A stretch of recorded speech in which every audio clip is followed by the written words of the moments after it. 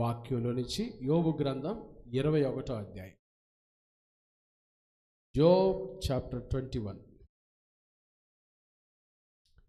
యోబు గ్రంథం 21వ అధ్యాయం 15వ వాక్యం, మూల వచనం 15వ వాక్యం. యోబు గ్రంథం 21వ అధ్యాయము 15వ వాక్యం. మేము ఆయనను సేవించుటకు సర్వశక్తుడగువాడు ఎవడు? ప్రశ్న అడుగుతున్నాడు. తర్వాత మేము ఆయనను గూర్చి ప్రార్థన చేయుట చేత మాకేమి లాభము కలుగును అని. చూసారండి, చాలామంది భక్తిహీనులైన వారు లేదా భక్తి లేని వారు క్రైస్తవేతరులు అందాం. క్రైస్తవులు కూడా వేస్తున్నారులేండి ఈ ప్రశ్న. కానీ ఇక్కడ ఒక భక్తిహీనుడు అడుగుతున్నాడు. ఏమంటున్నాడు? మేము ఆయనను గూర్చి మొర్రపెట్టినప్పుడు ప్రార్థన చేయుట చేత మాకేమి, గట్టిగా చెప్పండి, మాకేమి. ఏమంటున్నాడు చెప్పండి? మేము ఆయనను గూర్చి ప్రార్థన చేయుట చేత మాకు ప్రార్థన వల్ల లాభం ఉందా లేదా? చెప్పండి, గట్టిగా చెప్పండి. ప్రార్థన వల్ల లాభం ఉందా లేదా? ఉంది అన్న వాళ్ళు గట్టిగా ఉంది పాస్టర్ గారు అనండి. లేదా తెలుసా మీకు?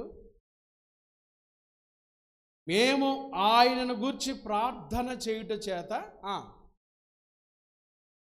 ఆ మూల వచ్చిన చెప్పండి అందరూ. తర్వాత చెప్పండి, అందరు చెప్పండి కలిసి. మేము అనండి.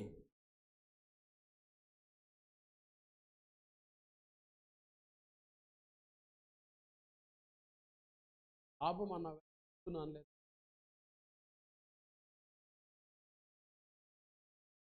ఇప్పుడు గట్టిగానండి. మేము సరే చెప్తారా? మేము ఆయనను గూర్చి ప్రార్థన చదవండి. ఆ వచ్చిన చూసి చదవండి. యోబు గ్రంథం 21:15.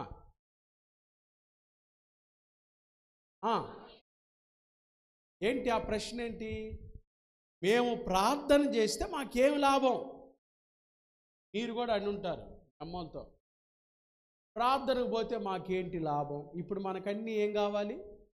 లాభాలే కావాలి. నీకు ప్రత్యేకంగా అంతేనే కదా, అందరికి ప్రతిదానికి ఏం కావాలి? మిమ్మల్ని ఎవరన్నా బజారుకు పోయి రమ్మన్నారనుకోండి, నాకెంత ఇస్తావు? కాదండి. ప్రతి విషయంలో మనిషికి ఏం కావాలి చెప్పండి? లాభం కావాలి. దేవుని కాడికి వచ్చేటప్పుడు కూడా లాభం. కానీ మీకు ఒక రహస్యం చెప్తున్నా, దేవుని కాడే మీకు లాభం కలిగిద్ది, లోకంలో ఎక్కడ లాభం కలగదు. ఎందుకో తెలుసా? దేవుని యొద్దకు వచ్చువాడు ఆయన ఉన్నాడనియు తన్ను వెదకు వారికి ఏమి దొరుకుతుంది? ఫలము దయచేయువాడని ఏం చేయాలి? మీరు నమ్మి వస్తే ఇక్కడ దొరికే లాభం మీకు లోకంలో బయట లాభం దొరికిద్ది అని పెడతాడు కానీ బోర్డు, అదంతా పెద్ద మోసమే. 60% ఆఫ్ అండి. కానీ కింద ఏం పెడతాడు తెలుసా? షరతులు వర్తి, బై 1 get 1. కింద ఏం పెడతాడు తెలుసా? షరతులు వర్తించబడి. లోకంలో ఎక్కడ లాభం దొరకదు. లోకంలో, లోకస్తుల మధ్యలో, ఈ లోకంలో ఎక్కడ మానవుడికి ఏం దొరకదు? అదంతా వ్యర్థమే. మీకు తెలుసా? దైవ భక్తితో చూడండి, తిమోతికి రాసిన పత్రికతో ఒక చక్కటి మాట అంటాడు. తిమోతికి రాసిన మొదటి పత్రిక,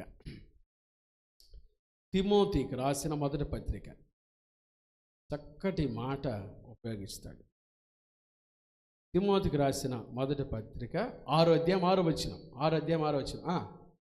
చదవండి ఆ మాట. సంతుష్టి సహితమైన దైవ భక్తి మామూలు లాభమా? చెప్పండి, మామూలు లాభమా? సంతుష్టి సహితమైన దైవ భక్తి ఏ లాభం? అంటే యేసు ప్రభు గురించి భక్తితో బ్రతికేవారు ఏ లాభంతో బ్రతుకుతారు? ఇది గొప్ప లాభం అండి. ఇక్కడ దేవుని సన్నిధిలో గొప్ప లాభం ఉంది. తెలుసా మీకు? లోకంలో ఎక్కడ లాభం లేదు, గొప్ప లాభం అస్సలు లేదు. మనిషికి బయట ప్రపంచంలో ఎక్కడ లాభం లేదు, కీడే ఉంది, మోసమే ఉంది. కానీ దేవుని సన్నిధిని ప్రేమించి సంతుష్టి సహితమైన దైవభక్తి, godliness with contentment is great gain అంట. అంటే సంతుష్టి అంటే సంతృప్తికరమైన దైవభక్తి. ఏ భక్తి అది? నేను నిజంగా ప్రార్థన చేసుకుంటున్నాను, నేను రోజు బైబిల్ చదువుకుంటున్నాను, నేను దేవునికి ఇష్టురాలుగా బ్రతుకుతున్నాను, దేవునికి ఇష్టడుగానే జీవిస్తున్నాను అని ఎవరైతే తమ జీవితంలో యవన ప్రాయంలో సంతృప్తికరమైన దైవభక్తి కలిగి జీవిస్తారో అది వారికి ఏ లాభం ఇస్తుంది? మామూలు లాభమా? చెప్పండి, ఏ లాభమో? దానియేలు దైవభక్తే దానియేలుని ఉన్నత స్థానంలో పెట్టింది. యోసేపు దైవభక్తే యోసేపును ఉన్నత స్థానంలో పెట్టింది. ఎస్తేరులో ఉన్న దైవభక్తే ఎస్తేరును రాణిగా చేసింది. దావీదులో ఉన్న దైవభక్తే దావీదును రాజుగా చేసింది. భక్తిలో లాభం అంది. అయితే ఈరోజు నేను భక్తి గురించి చెప్పలేదు, కానీ యోబు గ్రంథంలో భక్తిహీనులు అడిగిన ఒక ప్రశ్న ఏమంటున్నారండి? మేము ఆయన గూర్చి ప్రార్థన చేయుట చేత మాకేమి లాభము కలుగును అని వారు చెప్పుదురు. ఎవరు? లోకస్తులు చెప్పు. ప్రార్థన వలన కలిగే 5 లాభాలు ఈరోజు మీకు వివరించి పంపిస్తాను. ప్రార్థన చేయటం లాభమా కాదా? ఏమని విన్నాం? ఏమండి? ప్రార్థన చేయటం ఏ లాభం? గొప్ప లాభం, మామూలు లాభం కాదు, గొప్ప లాభం. ప్రార్థన చేయు వారికి కలిగే 5 లాభాలు. ఎన్ని లాభాలు? ఇంకా చాలా ఉన్నాయి, చెప్పుకుంటూ పోతే మీకు ముచ్చటగా చెప్తుంటాను కాబట్టి 5 లాభాలు చెప్పి నేను ముగించేస్తాను. వింటున్నారా? ప్రార్థన చేయటంలో కలిగే 5 లాభాలు ఏంటో త్వరగా చూద్దాం. మొదటి చూడండి, ద్వితీయోపదేశకాండం 4వ అధ్యాయం. ద్వితీయోపదేశకాండం 4వ అధ్యాయం 7వ వాక్యం. 7వ వాక్యం చదవండి ఎవరైనా. ఏలయనగా మనము ఆయనకు మొరపెట్టినప్పుడెల్లా మన దేవుడైన యెహోవా మనకు సమీపముగా ఉన్నట్టు మరి ఏ గొప్ప జనమునకు అంటే లేడనమాట. లోకంలో ఏ దేవుడు లేడు, కానీ మనం ఆయనకు మొరపెట్టినప్పుడల్లా మన దేవుడు మనకు ఎలా ఉంటాడు? చెప్పండి, ఎలా ఉంటాడు? సమీప. అసలు మన దేవుని పేరే, యేసయ్యకున్న ఒక పేరేంటో తెలుసా? దావీదు అంటాడు, ప్రేయర్ ఆన్సరింగ్ గాడ్, ప్రార్థన ఆలకించువాడా అంటాడు. ఎవరు మన దేవుడు? ఎవరు చెప్పండి? మనము ప్రార్థన చేయునప్పుడెల్లా మన దేవుడైన యెహోవా మనకు ఎలా ఉంటాడంట? సమీపముగా ఉంటాడు. ఎవరు తెలుసు అసలు మన దేవుడు ఎవరో తెలుసా? సమీపింపరాని తేజస్సులో నివసించువాడు, ఆకాశ మహాకాశములు పట్టజాలని వాడు, భూమి ఆకాశములను సృజించిన సృష్టికర్త అయిన దేవుడు, సర్వశక్తి కలిగిన వాడు, సర్వోన్నతుడు, మహాగణుడు, మహోన్నతుడు. ఎన్ని పదాలతో కూడా ఆయన మనం కీర్తించలేము, పదములు చాలవు. అలాంటి శక్తి గల దేవుడు, దేవుని బిడ్డలంగా మనం ప్రార్థన చేయనప్పుడు మనకు ఎలా ఉంటాడంట? ఆయన ఎలా ఉంటాడంట? సమీపంగా. ఎలా ఉంటాడు చెప్పాలి? ఎలా ఉంటాడు? కాబట్టి ఎందుకు ప్రార్థన చేయరు మీరు? కొన్నిసార్లు ఆఫీస్కి వెళ్ళినప్పుడు మీ నాన్న మీకేం ఉండకపోవచ్చు, దగ్గరకు ఉంటాడా? ఉండకపోవచ్చు. కానీ మనము ఆయనకు మొర్ర పెట్టినప్పుడల్లా మన దేవుడైన యెహోవా మనకి ఎలా ఉంటాడు చెప్పండి? దగ్గరగా ఉంటాడు. దగ్గరగా. What a wonderful state! ఎంత గొప్ప విషయమో మీరు అర్థం చేసుకోండి. మీరు ప్రార్థన చేయునప్పుడల్లా, దైవ సన్నిధిలో కూర్చొని మోకరించి ప్రార్థన చేయునప్పుడల్లా దేవుడు మీకు ఎలా ఉంటాడు చెప్పండి? దగ్గరగా. ఎంత దగ్గరగా అంటే అంత దగ్గరకు వచ్చేస్తాడు అంతే. ఎంత దగ్గరకు రావాలో అంత దగ్గరకు వచ్చి మీ ప్రార్థన వింటాడు. ఇదే మాటను 145వ కీర్తనలో కూడా కీర్తనాకారుడు రాశాడు. 145వ కీర్తన 145వ కీర్తన 18వ వచనం చదవండి.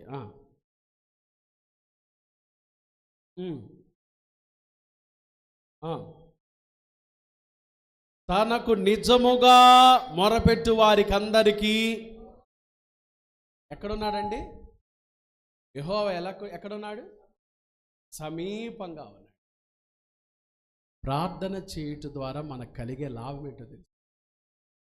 మనం ఎప్పుడైతే ప్రార్థన చేయటానికి ఆయన సన్నిధికి వస్తున్నామో మన దేవుడు మనకు ఎలా వస్తున్నాడు?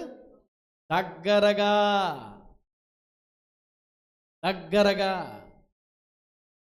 ఇప్పుడు మనం పిలిస్తే మన సీఎం గారు మనకు దగ్గరకు వస్తారా? చెప్పండి, వస్తారా? మన పిఎం గారు మన దగ్గరకు వస్తారా? వాళ్ళు ఎవ్వరు రారు. నాయకులు ఎవ్వరు రారు. వార్డు కౌన్సిలర్ కూడా దగ్గరకు రాడు. వస్తాడా? ఎన్నోసార్లు చెప్తేనే ఆయన దగ్గరకు వస్తాడు. మనుషులు, నాయకులు దగ్గరకు వచ్చినా రాకపోయినా, అధికారులు దగ్గరకు వచ్చినా రాకపోయినా, నువ్వు ఏ పరిస్థితిలో ఉండి ప్రార్థన చేసినా నీ దేవుడు, సర్వశక్తి కలిగిన దేవుడు యేసయ్య నీకు ఎలా వస్తాడు చెప్పండి? దగ్గరకు వస్తాడు. ప్రార్థనలో కలిగే గొప్ప లాభం ఏంటంటే యేసయ్య దగ్గరగా వచ్చి నీ ప్రార్థన వినేవాడు. మరి ఎందుకు ఆలస్యం? ఎందుకు ప్రార్థన చేయవు నువ్వు? ప్రార్థన ఎందుకు నిర్లక్ష్యం చేస్తున్నావు నువ్వు? ప్రార్థన చేయండి. యవనస్తులారా, ప్రార్థనా జీవితాన్ని నేర్చుకోండి. ప్రార్థన చేయటం నేర్చుకోండి. ఎప్పుడో కష్టం వచ్చినప్పుడే కాదు, ఎప్పుడో బాధలు వచ్చినప్పుడే కాదు, ప్రతి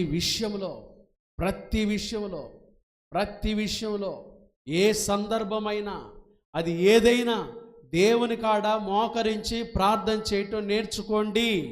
ఎందుకంటే మీరు ప్రార్థన చేసినప్పుడెల్లా మన దేవుడు మనకు ఎలా వస్తున్నాడు? సమీపంగా. గొప్ప లోకంలో ఎవరైనా ఉన్నారా? దగ్గరగా వచ్చి మన ప్రార్థన వినేవాళ్ళు ఎవరైనా ఉన్నారా? మనం చెప్పే కష్టాన్ని వినేవాళ్ళు ఎవరైనా ఉన్నారా? మనకున్న బాధను తీర్చే వాళ్ళు ఎవరైనా ఉన్నారా? ఎవ్వరు లేరండి. కానీ మనం ఎప్పుడైతే ఆయనకు ప్రార్థన చేస్తామో, మనం ఎప్పుడైతే ఆయన సన్నిధిలో మొరపెడతామో, ఆయన మనకు ఎట్లా వచ్చేస్తాడు చెప్పండి? దగ్గరగా. Very close to us. దావీదుకు ఆ సత్యం తెలిసి 75వ కీర్తన ఏమంటాడు చూడండి. 75వ కీర్తన మొదటి వాక్యం. 75వ కీర్తన మొదటి వాక్యం ఏమన్నాడు చూడండి. ఏమన్నాడు? 75వ కీర్తన మొదటి వాక్యం, ఆసాపు కీర్తన ఇది.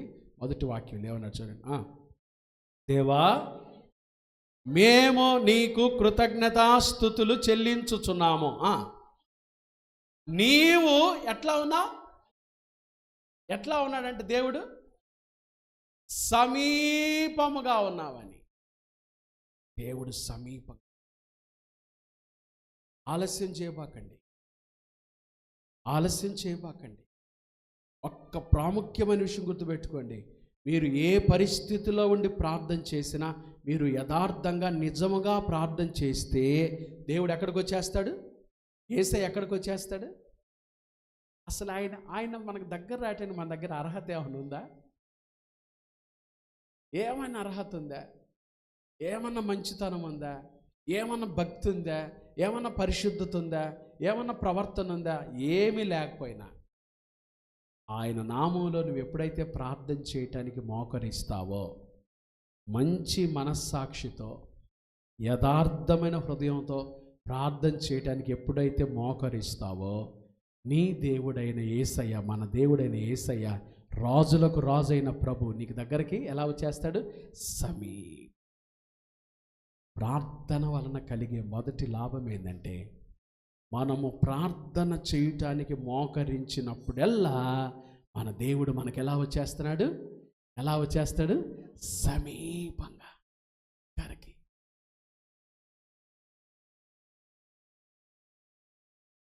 కాబట్టి ఈరోజు నుంచి ప్రార్థనా జీవితాన్ని మాత్రం మీరేం చేయబాకండి, నిర్లక్ష్యం చేయబాకండి. ప్రార్థన చేయండి. మీరే పరిస్థితులు, మీకు ఏ పరిస్థితులు ఉన్నాయో, యవన ప్రాయంలో మీరు ఏ శోధన ఎదుర్కొంటున్నారో, మీరు ఏ కష్టం ఎదుర్కొంటున్నారో, మీ కుటుంబంలో ఏమున్నాయో, వ్యక్తిగత జీవితంలో మీకేమున్నాయో సమస్యలు, మీకే దెయ్యం పట్టింది.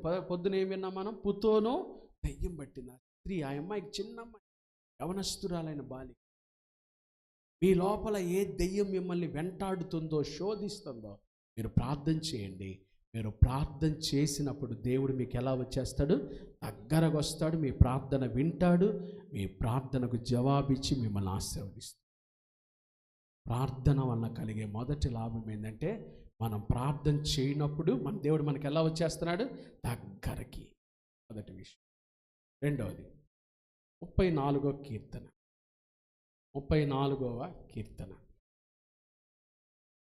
34వ కీర్తన చూడండి. 4వ వచనం. నేను, దావీదు అంటున్నాడు, నేను యెహోవా యొద్ద విచారణ చేయగా, అంటే ప్రార్థన చేయగా, ఆయన నాకు ఉత్తరం ఇచ్చాడు. నాకు కలిగిన భయములన్నిటిలో నుంచి, చెప్పండి, నాకు కలిగిన, చెప్పాలి అందరూ, నాకు కలిగిన భయములన్నిటిలో నుండి. కొన్ని భయాలు అన్నాడా? ఆ ఒక్క భయమే అన్నాడా? నాకు కలిగిన, ఏమన్నాడు, భయములన్నిటిలో నుండి ఆయన నన్ను. కాబట్టి ప్రార్థన భయములన్నిటిలో నుంచి మనల్ని ఏం చేస్తుంది, తప్పిస్తుంది. మీకే భయం ఉందో ఈ సాయంత్రం, మీకు భయాలు ఉంటాయి. యవనస్తులకు ఉండే 3 భయాలు చెప్పంటారు. 3 భయాలు ప్రాముఖ్యం. చాలా భయాలు ఉన్నాయండి, నేను కాదంటలేదు. యవనస్తులుగా మీకుండే 3 ప్రాముఖ్యమైన భయాలు. ఒకటి, భవిష్యత్తును గురించిన భయం. మొదటి భయం ఏంటిది? అందుకనే పేపర్ రాగానే, ఆదివారం బుక్ రాగానే రాశి ఫలాలు ఎతుకుతుంటారు. ఈ వారంలో నాకేం జరగబోతుంది కదా. అట్లాంటి ఎతకబాకండి. పొద్దున్న చెప్పాగా, జాతకాలు చూసుకోవటం, చేతులు చూపించటం. ఇక్కడ ఉందంట తల, ఏంది తలరాతి, ఆ తాయెత్తులు కట్టుకోవటం, ఎన్ని పిచ్చి చేష్టలు చేయబాకండి. పొద్దున విన్నారుగా, చాలా భయాలు ఉన్నాయి. కానీ యవనస్తులకు ఉండే ఒక ప్రాముఖ్యమైన భయం ఏంటంటే భవిష్యత్తు భయం. చెప్పండి, ఏ భయం? భవిష్యత్తును గురించిన భయము. ఎందుకు? ఉద్యోగం వస్తుందో రాదో, చదివితే ఎందుకు రాదు, కష్టపడి చదివితే ఎందుకు రాదు. మట్టిలో మాణిక్యాలని మొన్న కూడా పేపర్లు వేశారు. కష్టపడి చదివిన వాళ్ళకి ఎందుకు రాదు డిఎస్సి, ఎందుకు రాదు లెక్చరర్ పోస్టు, ఎందుకు రాదు సాఫ్ట్వేర్ ఇంజనీర్ పోస్టు. కానీ నా భవిష్యత్తు ఎలా ఉంటుందో, భర్త వస్తాడు, అమ్మో వచ్చేదాకా ఆగితే కదా, వచ్చేదాకా ఆగితే ప్రభు ఎవరిని ఇస్తాడు చెప్పండి? మంచి భర్తనే, మంచి భార్యనే ఇస్తాడు. ఆగట్టే కదా, ఆగట్లేదుగా. ఎన్నో భయాలు ఉన్నాయి, కానీ ప్రాముఖ్యంగా భవిష్యత్తు భయం. ఉద్యోగం గురించి, భవిష్యత్తులో నేను ఎట్లా సెటిల్ అవుతాను, నా పరిస్థితి ఎలా ఉంటుంది, భవిష్యత్తు గురించి. మీ భవిష్యత్తు బాగుండాలంటే 2 పనులు చేయాలి. ఒకటి, కేర్ ఏం చేశాడు తెలుసా? భవిష్యత్తు గురించి ప్రిపేర్ అయ్యాడు, ప్రిపరేషన్. రెండోది, ప్రేయర్ చేసుకున్నాడు. ఇండియా రావటం కోసం బాగా ప్రిపేర్ అయ్యాడు. వచ్చే ముందే బెంగాల్ భాష నేర్చుకున్నాడు. భారతదేశంలో ఉన్న పరిస్థితులన్నీ తెలుసుకున్నాడు. బాగా ప్రిపేర్ అయ్యాడు. భారతదేశానికి వచ్చి 40 భాషల్లో బైబిల్ తర్జుమా. మనం తెలుగు భాష సరిగా మాట్లాడటం చేత కాదు. మనం మాట్లాడేది ఇంగ్లీష్ అనేది సరిగా రాదు. భాష సరిగా రాదు. కానీ ఎన్ని భాషలు సిద్ధపడ్డాడు? 40 భాష. ప్రిపేర్ అయ్యాడు. ఆహారంగా ప్రార్థన చేసుకోండి. మీ భవిష్యత్తు కూడా బాగుండాలంటే కష్టపడి చదవాలి. చదివే సమయంలో మంచి భవిష్యత్తు కోసం సిద్ధపాటు ప్రణాళికలు వేసుకోవాలి. దాని కొరకు ప్రార్థన చేసుకోవాలి. రెండో భయం ఏంటో తెలుసా? మరణ భయం. యవనస్తులను వేధిస్తున్న మరొక భయంకరమైన భయం ఏంటంటే మరణ భయం. చచ్చిపోతామంటగా, ఏదో ఒకరోజు చావాల్సిందే. సింపుల్. దాన్ని చనిపోకముందే దేవుని తెలుసుకుంటే గొప్ప.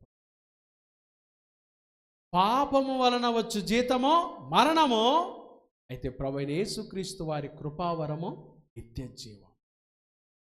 యేసు ప్రభువుని తెలుసుకోండి, నిత్య మరణం నుంచి తప్పించబడతారు, నిత్య జీవానికి వారసులు అవుతారు ప్రభుతో. మూడో భయం ఓటమిని గురించిన భయం. పలానా సమయంలో నేను ఓడిపోయా పాస్టర్ గారు, నా భవిష్యత్తు ఎలా ఉంటుందో. పలానా అబ్బాయి చేతిలో మోసపోయా, ఓడిపోయా జీవితంలో. పలానా అమ్మాయి నన్ను ఓటమి పాలు చేసింది, నా బ్రతుకు బస్ స్టాండ్ అయిపోయింది.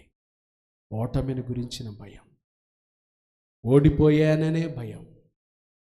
కానీ యేసు ప్రభువులో ఉన్న గొప్ప విషయం ఏం చెప్పండి?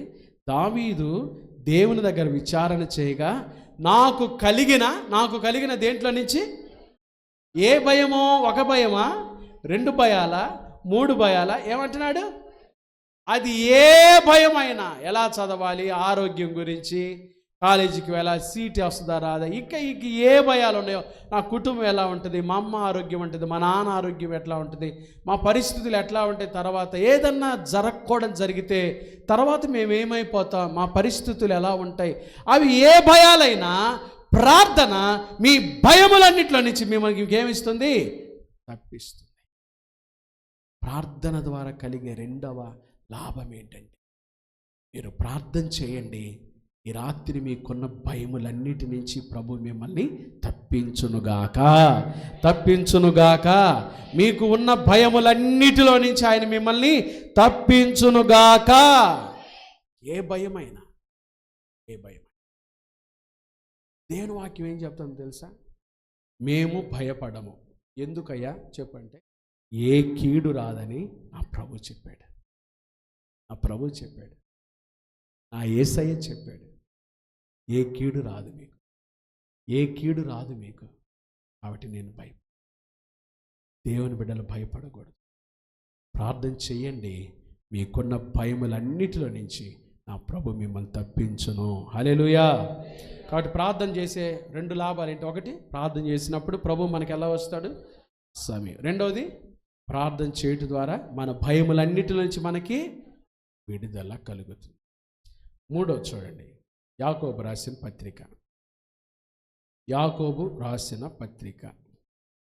5వ అధ్యాయం 15వ వచనం. యాకోబు రాసిన పత్రిక 5వ అధ్యాయం 15వ వచనం. విశ్వాస సహితమైన ప్రార్థన ఆ రోగిని ఏం చేస్తుంది? ప్రార్థన ఏం చేస్తుందండి?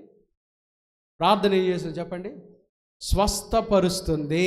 ప్రార్థన ద్వారా దొరికే మూడవ లాభం ఏంటి చెప్పండి? స్వస్థత. ఈ రోజులో యవనస్తులకు కూడా ఎన్నో అనారోగ్యాలు. ఇదివరకు 70 ఏళ్ళు వస్తేనే అయ్యా ఎక్కడేందో నొప్పి వచ్చింది అయ్యా అనేవాళ్ళు. మనం కూడా చిన్న బొడ్డ అడుగులేస్తా మా నాన్నమ్మకి ఎందుకు నొప్పి వచ్చిందంట అనుకుండే వాళ్ళం మనం. కానీ ఇప్పుడు చిన్న లేదు, పెద్ద లేదు. ఎవరిని చూసినా డాడీకి కూడా గ్యాస్ వచ్చింది. ఆ మాట నేను ఇప్పుడు అంటున్నా, వాడు ఇప్పుడు అంటున్నాడు గ్యాస్ వచ్చింది ట్యాబ్లెట్ ఏనా. ఎందుకు చెప్తున్నానంటే, ఎన్నో అనారోగ్యాలు ఎదుర్కొంటున్నారు. సో మెనీ సిక్నెస్ కదండి మీరు ఎదుర్కొంటున్నారు మీ నిజ జీవితంలో, అనుదిన జీవితంలో. అయితే ప్రార్థన ఏం చేస్తుంది చూడండి. విశ్వాస సహితమైన ప్రార్థన రోగిని ఏం చేస్తుంది? స్వస్థపరుస్తుంది. ప్రార్థన స్వస్థత ఇస్తుంది. ప్రార్థన చేయండి యవనస్తులారా, ప్రార్థన చేయండి. ప్రార్థన ద్వారా ప్రభు మీకేమి ఇవ్వబోతున్నాడు? స్వస్థత.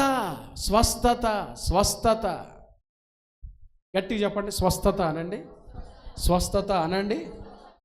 మీ ఆరోగ్యం గురించి ప్రార్థన చేసుకోవాలి. మన కోసం ఎవరో ప్రార్థన చేయటం కాదు, మీకోసం ఫస్ట్ మీరేం చేయాలి? ప్రార్థన చేయండి. ప్రభా, నాకు ఆరోగ్యం బాగాలేదయ్యా, నాకు ఆరోగ్యం బాగాలేదయ్యా, నాకు ఆరోగ్యం దయచేయ్యా, మంచి ఆరోగ్యం అయ్యా, స్వస్థత దయచేయ్యా. ప్రార్థన చేయండి. విశ్వాస సహితమైన ప్రార్థన ఆ రోగిని ఏం చేస్తుంది? చూసారండి, ప్రార్థన ద్వారా స్వస్థత. మీకేది బాగలేదో, మీకే అనారోగ్యం వచ్చిందో మీరే ప్రార్థన చేయండి కదా. హిజ్కియాతో ప్రభు చెప్పాడు, హిజ్కియా నీవు మరణం అవుతున్నావు. ఏమన్నాడు? మరణం అవచ్చు, నీ ఇల్లు చక్కబెట్టుకో అంటే హిజ్కియా గారు మీరు నా కోసం ప్రార్థన చేయండి అన్నాడా? గోడ తట్టు తన ముఖం తిప్పుకొని ఏం చేశాడు? భారంగా ప్రార్థన చేశాడు. ఆ ప్రార్థన ముగించలేపే దేవుడు ఏం చేశాడు తెలుసా? 15 సంవత్సరాల ఆయుష్ను పొడిగించాడు. ప్రార్థన ద్వారా స్వస్థత ఉంది, ప్రార్థన ద్వారా ఆరోగ్యం ఉంది.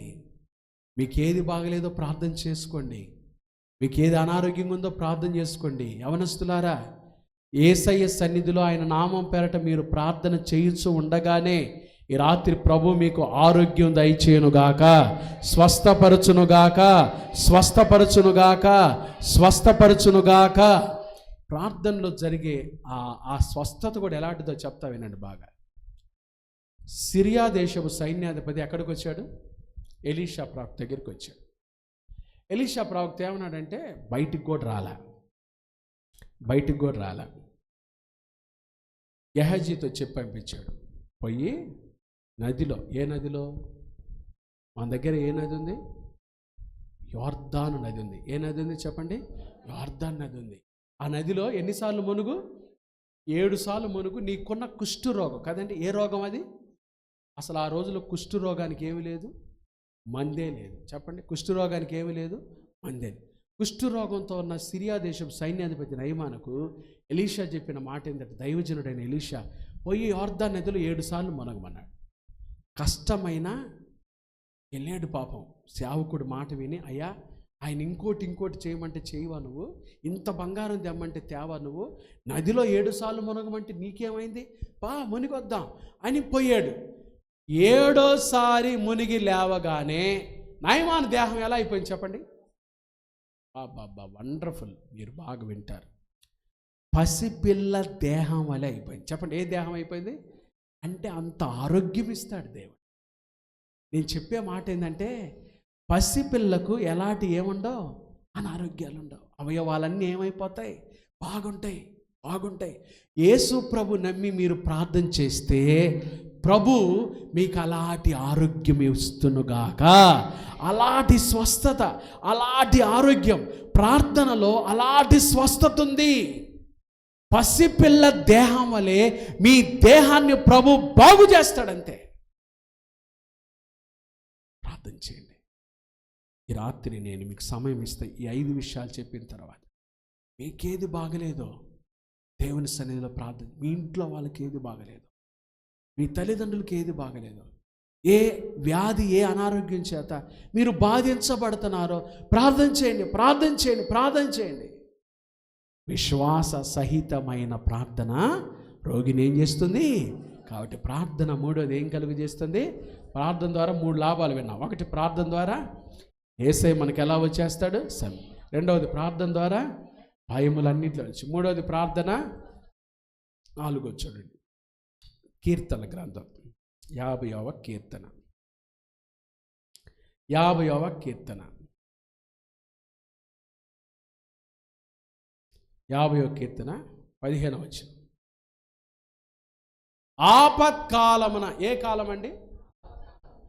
అందరికి వస్తాయి కండి ఆపదలు. పాస్టర్ గారు నాకేం ఆపదలు రావు అనేవాడు ఉన్నాడా? వాడు పెద్ద కాదు, అంబానీకి కూడా వస్తాయి.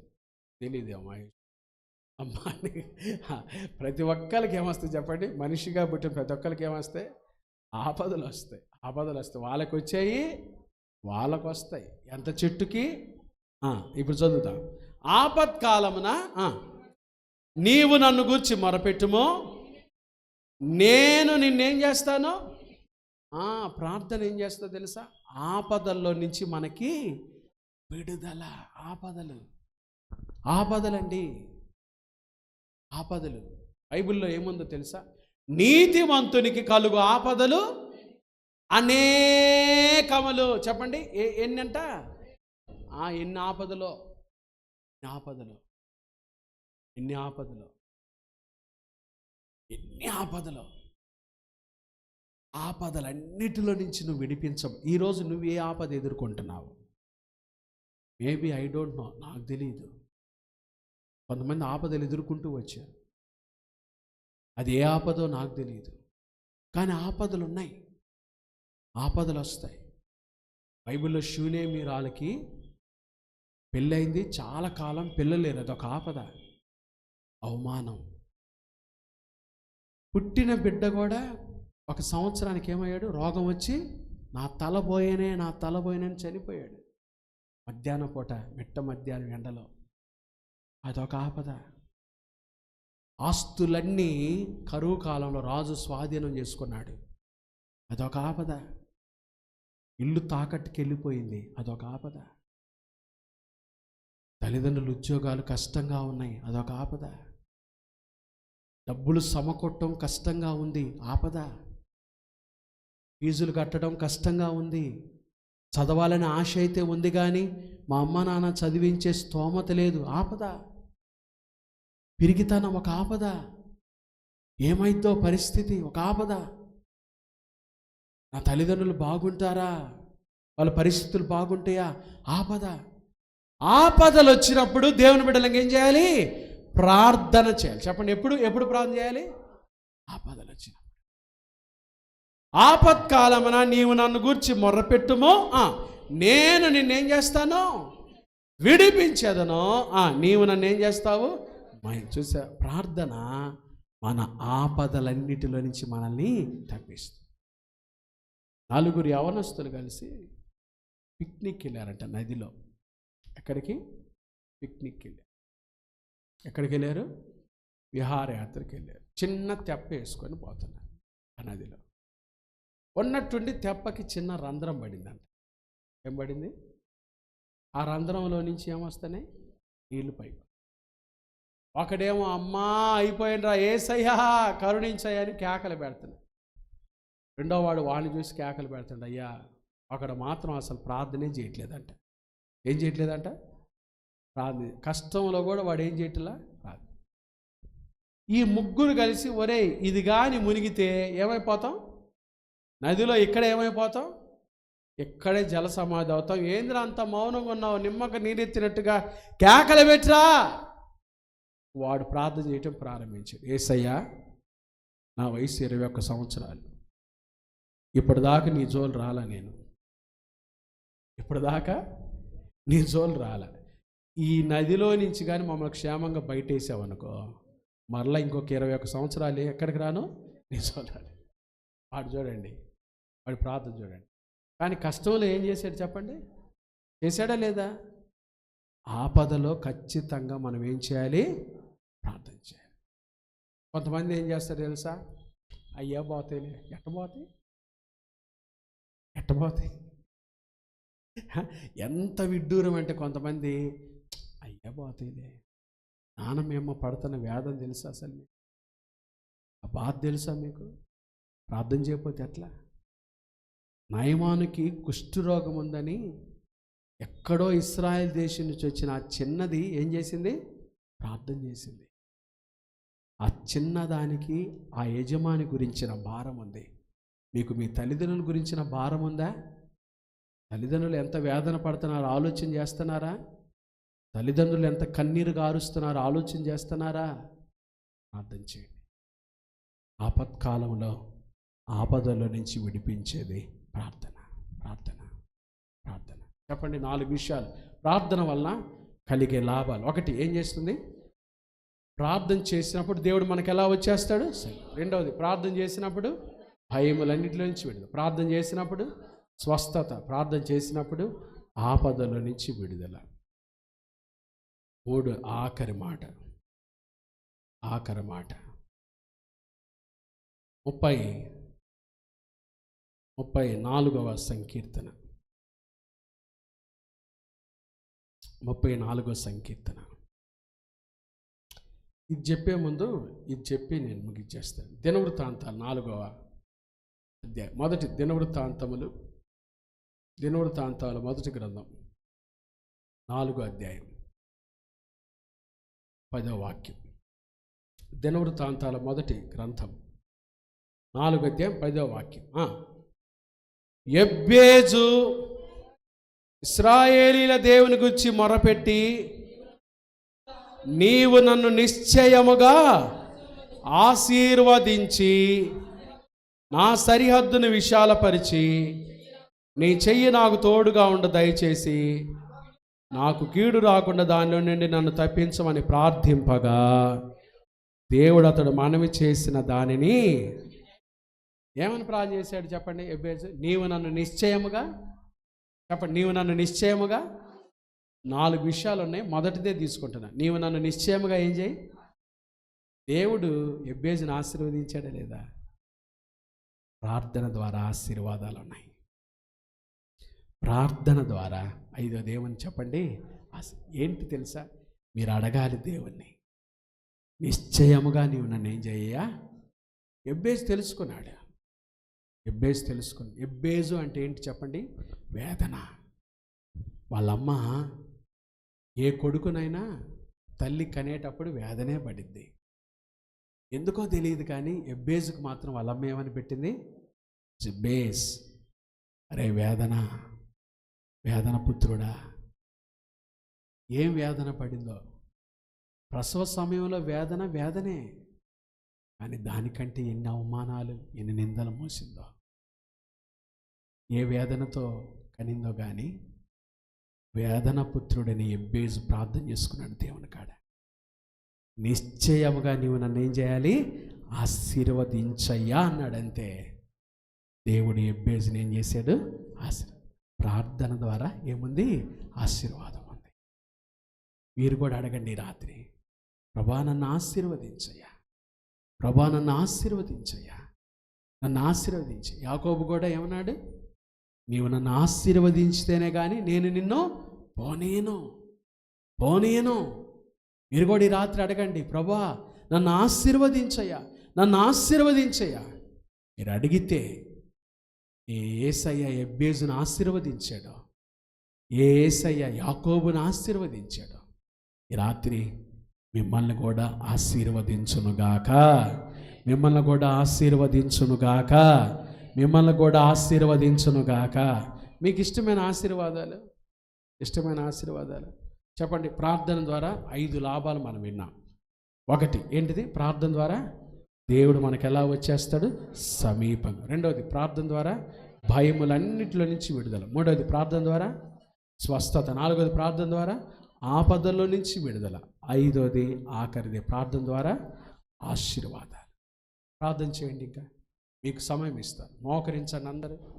మోకాళ్ళు బాగున్న వాళ్ళు దేవుని సన్నిధిలో, ఆరోగ్యంగా ఉన్నవారు, మోకరించగలిగిన వారు మోకరించండి. 2 చేతులు పైకెత్తండి. దేవుని సన్నిధిలో 2 చేతులు పైకెత్తండి. మీ 2 చేతులు పైకెత్తి అడగండి. అక్కడ భక్తిహీనుడు అన్నాడు, మేము ఆయనకు ప్రార్థన చేయటం వలన మాకేమి లాభం కలుగును అని వారు చెప్తారు, లోకస్తులు చెప్తున్నారు. కానీ ప్రార్థన ద్వారా చాలా ఆశీర్వాదాలు ఉన్నాయి. ముచ్చటగా ఒక 5 మనం విన్నాం. మనం ప్రార్థన చేయనప్పుడు ఒకటి, దేవుడు సమీపంగా వచ్చేస్తాడు. ఈరోజు మీరు ప్రార్థన చేయటం ద్వారా దేవుడు మీకు సమీపంగా చాలా దగ్గరకు వచ్చేసాడు.